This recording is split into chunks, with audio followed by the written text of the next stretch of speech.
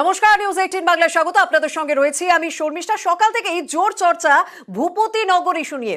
কেন হবে না? কারণ সন্দেশখালী 5ই জানুয়ারি যে ঘটনা ঘটেছিল মনে আছে সবার, যে ইডির আধিকারিকদের উপর কিভাবে হামলা করা হয়েছিল, যেখানে ইডি আধিকারিকরা বেশ কয়েকজন আহত হয়েছিলেন, কেন্দ্রীয় বাহিনী উপস্থিতিতে এই হামলা চালানো হয়।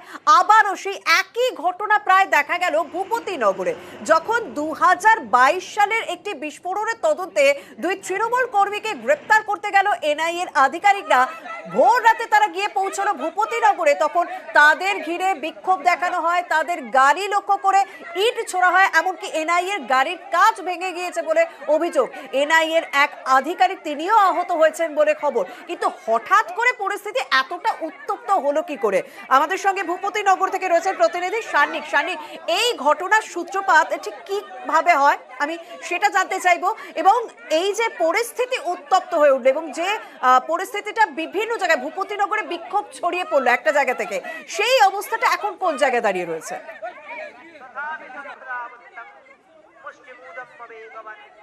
প্রথমে তোমাকে বলে রাখবো, 2রা ডিসেম্বর 2022-এর যে ভূপতিনগরে বিস্ফোরণ ঘটেছিল, সেই বিস্ফোরণের তদন্তে এনআইএ আধিকারিকরা আজকে এখানে আসেন। তবে এখানে আসার আগে এখান থেকে প্রায় 6 কিলোমিটার দূরে আরো একটি লোকেশন আছে, সেখানে বলাইচরণ মাইতির বাড়িতে প্রথমে এনআইএ আধিকারিকরা যান।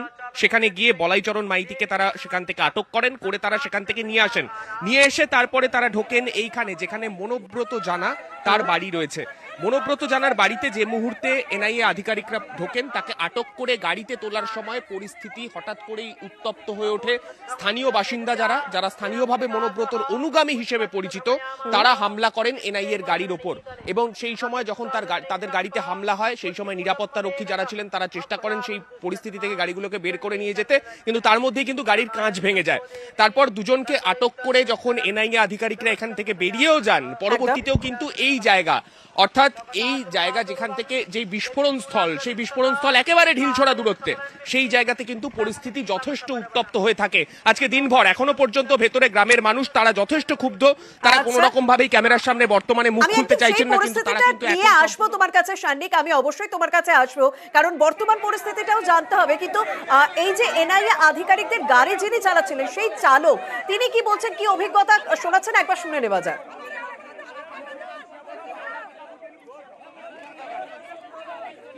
ছিল 50-60 জন মতো ছিল মহিলা, হাতে লাঠি ইট ছিল। এই মানে কোনো আগ্নেয়াস্ত্র? না না না, অফিসার ছিলেন, কেউ আহত হয়নি সেরকম কিছু। 6:30-6:30টার মধ্যেই হয়েছে, কারো কিছু হয়নি, না কারো কিছু হয়নি।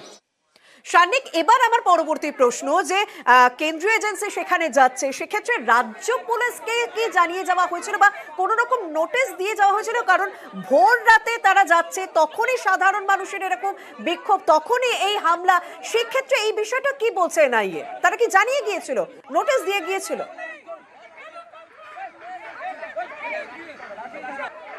দেখো শর্মিষ্ঠা, জেলা পুলিশ সূত্রে যেটা খবর, যে রিকুইজিশন দিতে হয় নিরাপত্তার জন্য, পুলিশকে জানিয়ে যাওয়ার যে প্রক্রিয়া, সেই প্রক্রিয়া কিন্তু এনআইএর তরফে করা হয়েছিল। এবং যে পরিমাণ ফোর্সের জন্য রিকুইজিশন ছিল, সেই ফোর্স ঘটনাস্থলে আসার অনেক আগেই এনআইএ আধিকারিকরা তারা কিন্তু ঘটনাস্থলে পৌঁছে যান।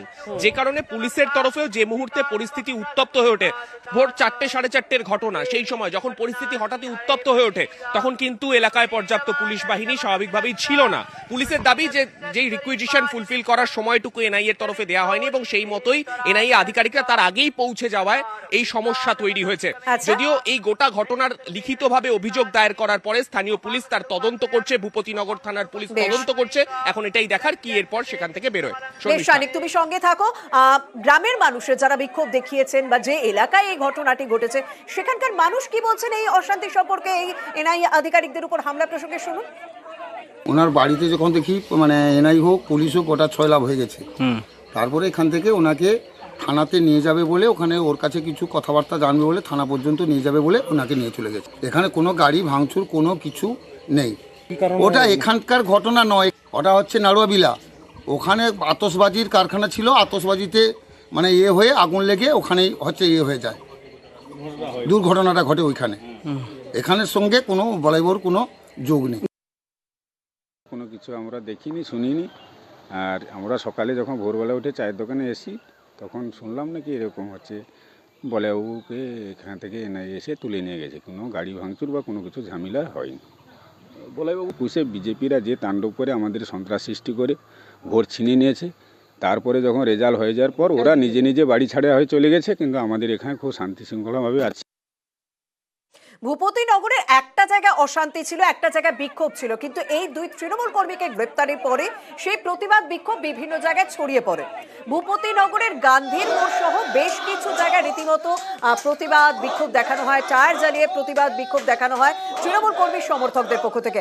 আমি এই জায়গাটা থেকে শানিক তোমার কাছে জানতে চাইবো, তুমি বলছিলে যে এখনো পর্যন্ত গ্রামের মানুষ তারা তাদের মধ্যে ক্ষোভ রয়েছে, তারা বিক্ষুব্ধ রয়েছেন, পরিস্থিতি কিছুটা হলেও থমথমে। কি অবস্থা এখনো বিভিন্ন জায়গায়? ভূপতিনগর এখন কেমন আছে?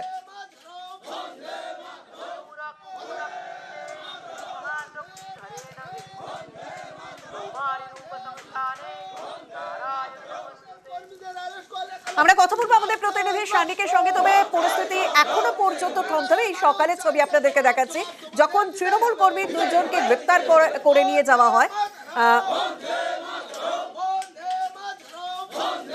পরিস্থিতি এখন ঠিক কোন জায়গায় রয়েছে তা জানাচ্ছেন আমাদের প্রতিনিধি শানিক। শানিক, এখন কোন অবস্থায় রয়েছে ভূপতিনগর?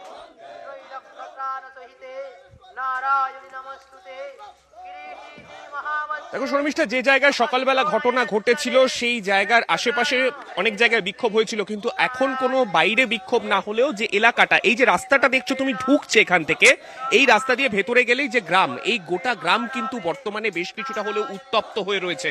তার কারণ এখানকার যারা গ্রামবাসীরা রয়েছেন তাদের যেটা দাবি যে মনোব্রত জানাকে গ্রেফতারির তারা প্রতিবাদ জানাচ্ছেন, এবং সংবাদ মাধ্যম গেলেও তাদের সঙ্গে কিন্তু তারা বর্তমানে কথা বলতে চাইছেন না।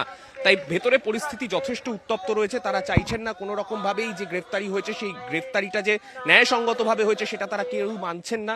তারা বলছেন এটাতে ফাঁসানো হয়েছে, রাজনৈতিক চক্রান্ত রয়েছে, বিভিন্ন রকম অভিযোগ তারা করছেন। তবে এখনো পর্যন্ত এই গ্রাম কিন্তু উত্তপ্ত রয়েছে।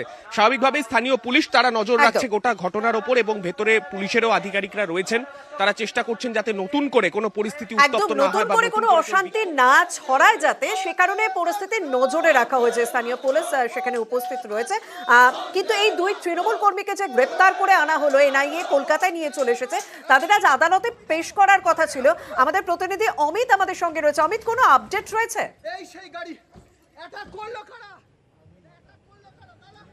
দেখো, কিছুক্ষণ আগে এনআইএ দপ্তর থেকে দুজনকে বার করা হয়েছে, দুই অভিযুক্তকে বার করা হয়েছে, এবং এই মুহূর্তে দুই অভিযুক্তকে নিয়ে বিধাননগর যে স্টেট জেনারেল হাসপাতাল রয়েছে সেখানে নিয়ে যাওয়া হচ্ছে। সেখানে স্বাস্থ্য পরীক্ষা করার পর তাদেরকে স্পেশাল এনআইএ কোর্টে পেশ করা হবে এবং নিজেদের হেফাজতে নেওয়া হবে। এই মুহূর্তে সল্টলেকে দুই অভিযুক্তকে নিয়ে এনআইএর গাড়ি কিন্তু যাচ্ছে বিধাননগর স্টেট জেনারেল হাসপাতালের দিকে, এবং সেখানে মেডিকেল করানোর পর দুজনকে কিন্তু নিয়ে যাওয়া হবে আজকে স্পেশাল এনআইএ কোর্টে, এবং সেখানে গিয়ে নিজেদের হেফাজতের চেয়ে কিন্তু আবেদন জানানো হবে এনআইএর তরফে। কারণ এই দুই অভিযুক্তের বিরুদ্ধে বিস্ফোরক তৈরির কিন্তু অভিযোগ রয়েছে, এমনটা কিন্তু দাবি করা হচ্ছে, বা অফিসিয়ালি যে স্টেটমেন্ট দেওয়া হয়েছে এনআইএর তরফে সেখানে স্পষ্ট করে দেওয়া হয়েছে যে দুই অভিযুক্ত বিস্ফোরক তৈরি করার ক্ষেত্রে কিন্তু এদের ভূমিকা রয়েছে।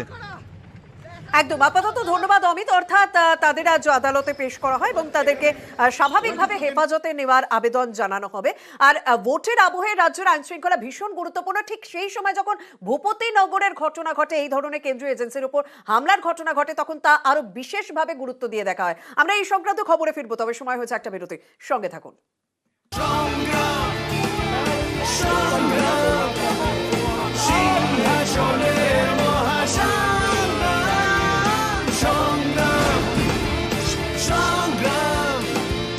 সিংহাসনের মহাসংগ্রাম।